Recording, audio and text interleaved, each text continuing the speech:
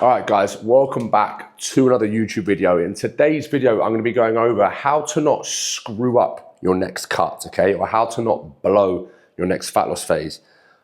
I get a lot of comments, and one thing I keep seeing coming up time and time again is people blowing their fat loss phases, going in too hard, too quick, rebounding. So many people rebound. They lose a little bit of weight and they put it all back on again, okay? It's so common. And I'm just going to take a little deep dive into exactly what you need to do to not do it.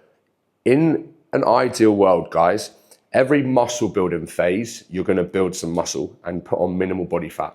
Every single fat loss phase, you're able to get leaner than last time on more calories than last time.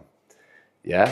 Every single fat loss phase you do, you should get leaner than last time, easier than last time, on more calories than last time. Because that means you'll be maintaining more muscle than last time. And the big one is you're able to actually maintain the result. Remember, yeah, if you can't maintain the plan, you cannot maintain the result. You can't maintain the plan, you can't maintain the result. So this is how I would go about it. Hopefully you guys can see. I'll move this whiteboard here. Now, don't screw up your cut. Simple, okay? Now, first things first, yeah? Obviously, when you're starting your fat loss phase, ideally it's coming from after a gaining phase or coming from a period of time where you have increased your calories. Okay, very important. You should be starting a fat loss phase after a bulk. You should have been driving calories up, so you've put yourself in the best position possible to start your fat loss phase from the highest amount of calories. If you're starting what most people do is don't even look at their maintenance calories. They just drop straight down to 2,000 or straight down to 1,800. Or another good one is they just go carb free. How can you just go carb free? How can you go from bulking thousands and thousands of calories to just carb free? Carbs, we need carbs. Carbs give us energy. Why do people think you have to go zero carb to lose fat? Those are the people that always rebound and put on a load of body fat again. Okay? We want to work out our maintenance calories, yeah? Your maintenance calories are going to be different to mine. If you're experienced, you probably know roughly where they are. If you've been bulking and you're on 3,000, 4,000 calories, you know it's going to be a considerable amount less than that. The best way to do it, guys, is just to type in online the calorie calculator and just work it out from there. Look at your activity, your age, your output, and you're going to get a number. If that number is, let's say, 2,750 calories, yeah, let's say you're training 4 days a week, you're doing a bit of cardio, doing a bit of steps, 2,750 calories, yeah? Why on earth would you go straight down to 1,800 calories and start your fat loss phase? Like, I can't get my head around it. I read my comments every single day.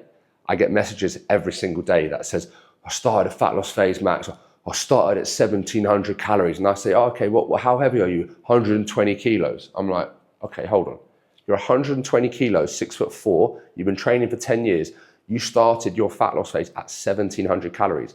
I start 55 kilo women at 1,700 calories. What do you think is going to happen to you? Your sex drive, your muscle, your physique, your metabolism. Yes, you're going to lose 20 pounds in 10 weeks. Yeah, you're going to look like utter shit. You're going to feel like utter shit. You're going to rebound massively and probably end up between 20 and 25 pounds heavier a few months later because you couldn't stick to your stupid 1,700 calorie deficit that you pulled out of thin air because you don't watch videos like this. That's my food coming from Boss Man.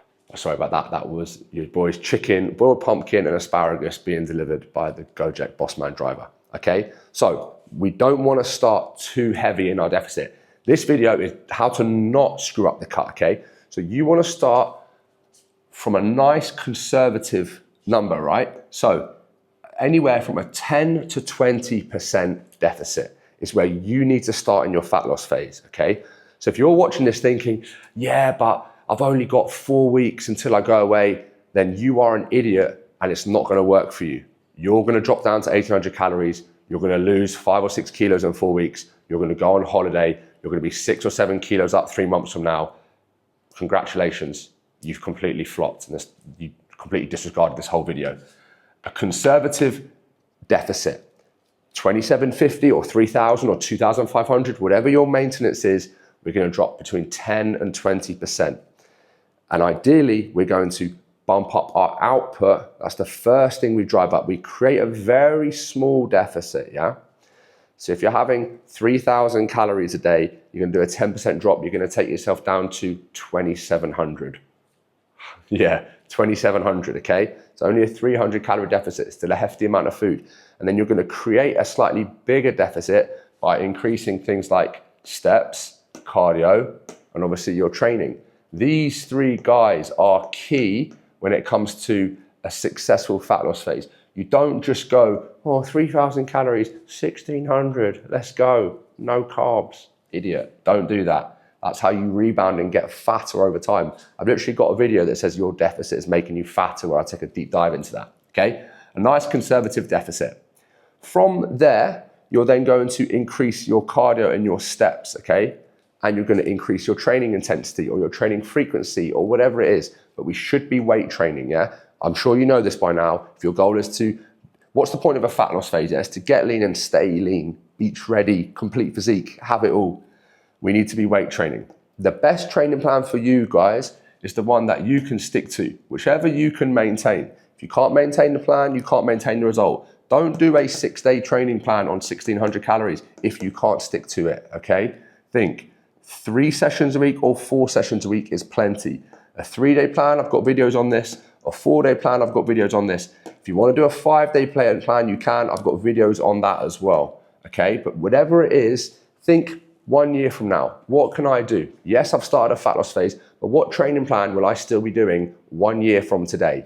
Realistically, my job, my family, I can probably only get to the gym 4 days a week. Run a 4-day plan, because you need to run a training plan for a minimum of 6 months, okay? Not a few weeks.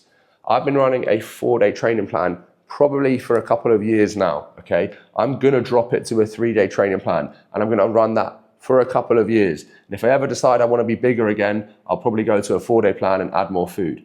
But a conservative deficit is where we're at, and a gym plan, 3-day, which is a full body split, or a 4-day plan, which is either an upper, lower, or a push-pull legs upper, that is gonna be your best foot forward. The goal when trying to have a successful fat loss phase is to maintain your strength levels, because that is going to maintain your muscle. The movements that built your muscle are going to be the movements that keep your muscle.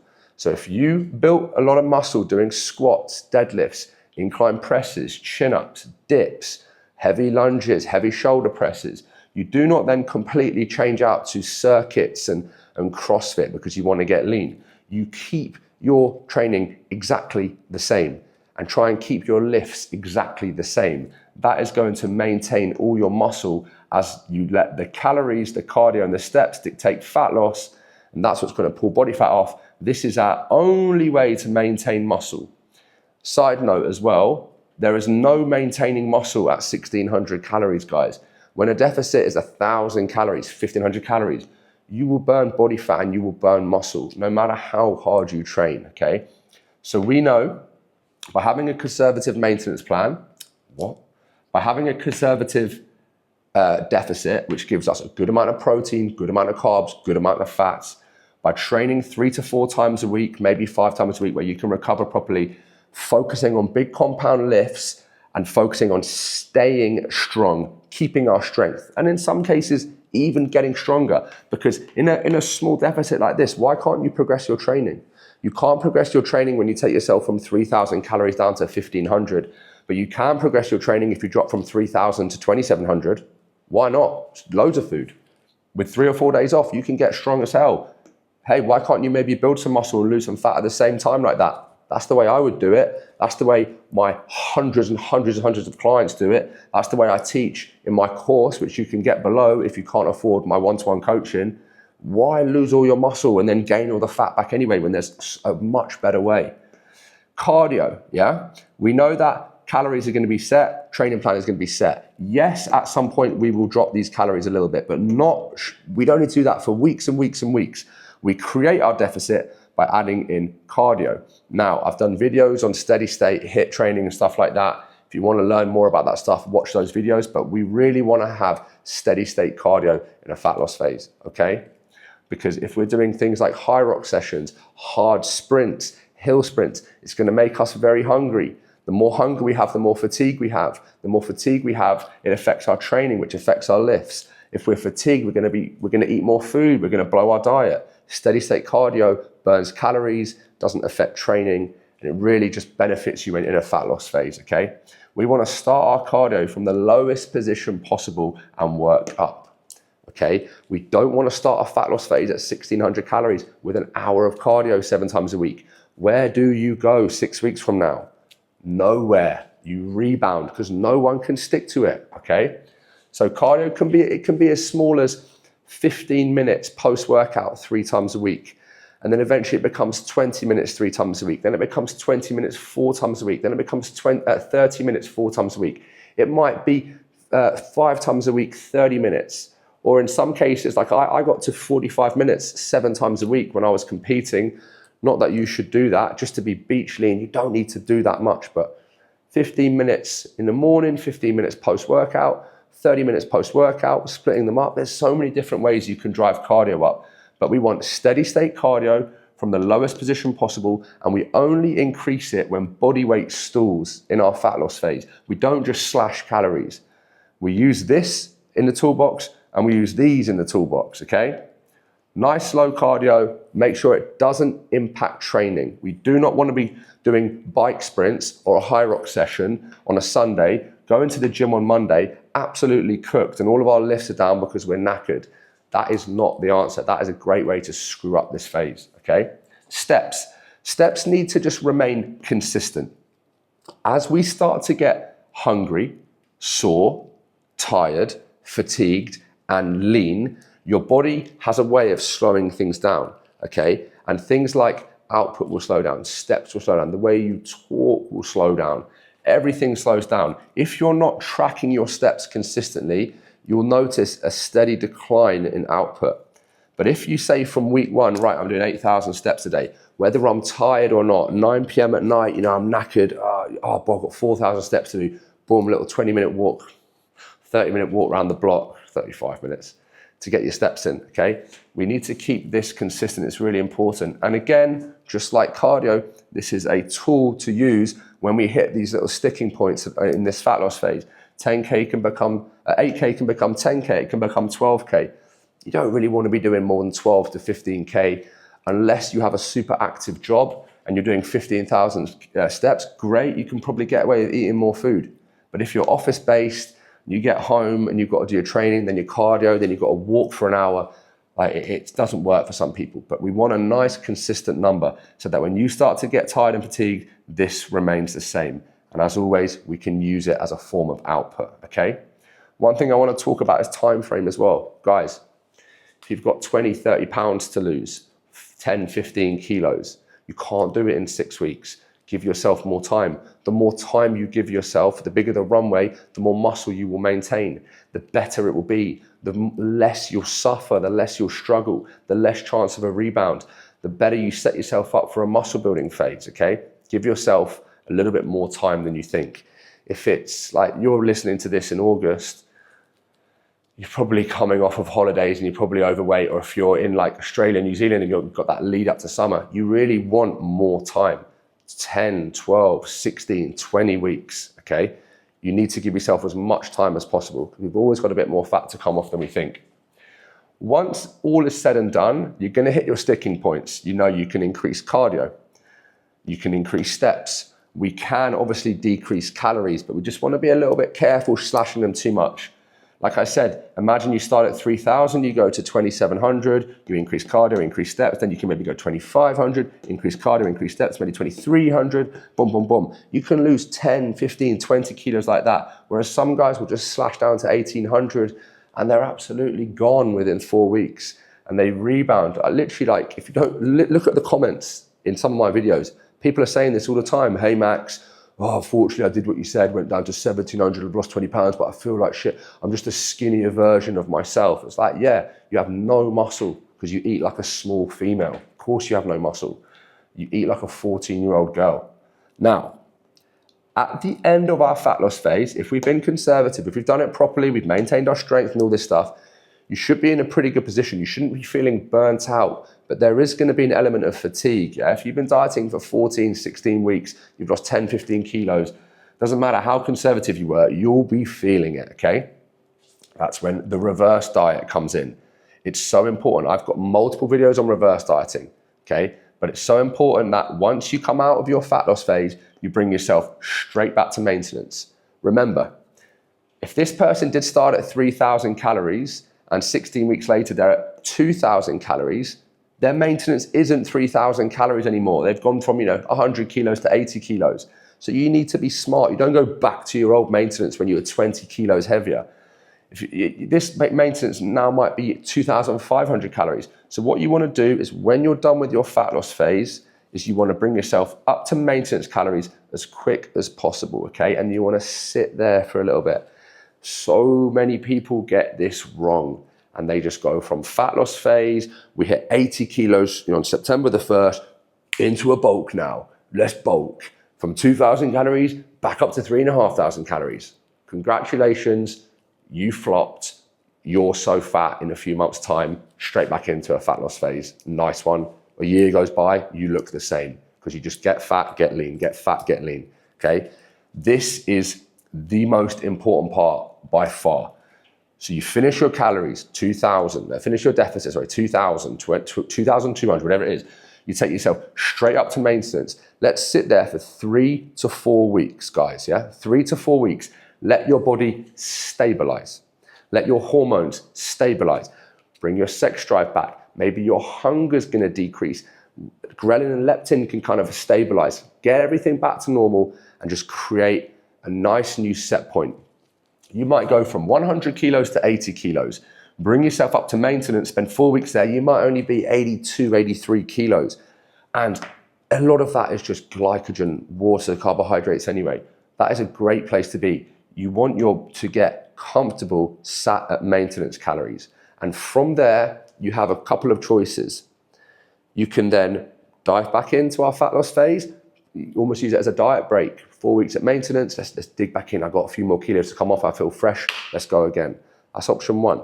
Option 2, stay there for a little bit. Enjoy your new look. You'll still start to get tired to the weight. Go into a little main gaining phase where you sit at 2,500 or whatever your maintenance is. You sit there for a little bit, enjoy the energy, enjoy the training, enjoy the physique you've just worked so hard to get. Or my personal favorite is you start a lean gaining phase, okay? With the thought of already nailing the next fat loss phase that you're gonna do eventually down the line.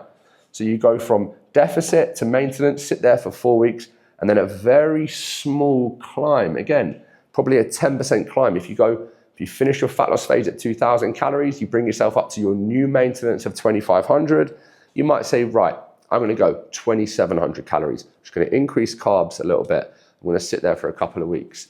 What you'll find is your training will improve, your energy will improve, your physique will improve, you'll feel fuller, but you probably won't put on any body fat, okay? Sit a couple of weeks there, check it out.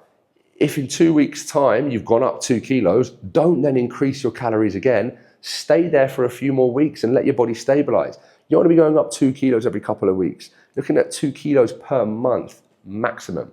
If your body weight stayed the same, cool. Now I'm going to go from 27 to 2,900.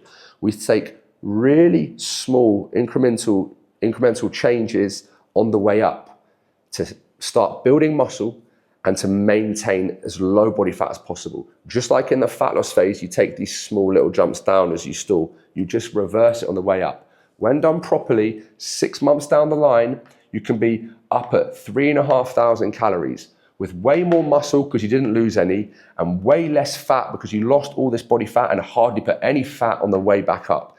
That is how you then start to take your physique in leaps and bounds. And every year people say, fuck, how does he look so much better? How have you put on so much muscle? Imagine if this person lost 20 kilos, yeah, from 3,000 calories to 1,800 calories, went straight back to 3,000 calories. They would gain so much fat in such a small period of time that they would just have to diet again. And then you can't go anywhere with your physique, okay? And that is how you do not screw up your cut. Guys, if you want my help with this stuff and a real detailed approach, I'm a one-to-one coach. I just help guys all over the world. If you can't afford it, you can grab my course where I've got about 35 videos just like this where I deep dive in. If not, keep watching. I want to get this YouTube channel to 100,000 subs in the next 12 months. Help your boy out. See you in the next one.